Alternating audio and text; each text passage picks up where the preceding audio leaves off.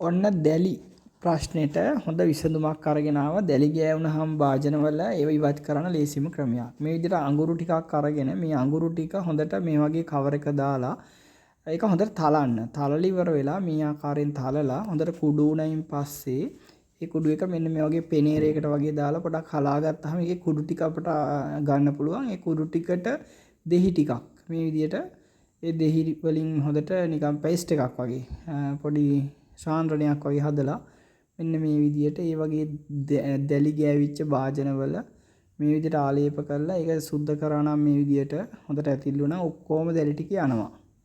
මේක හරි පහසු ක්‍රමයක්.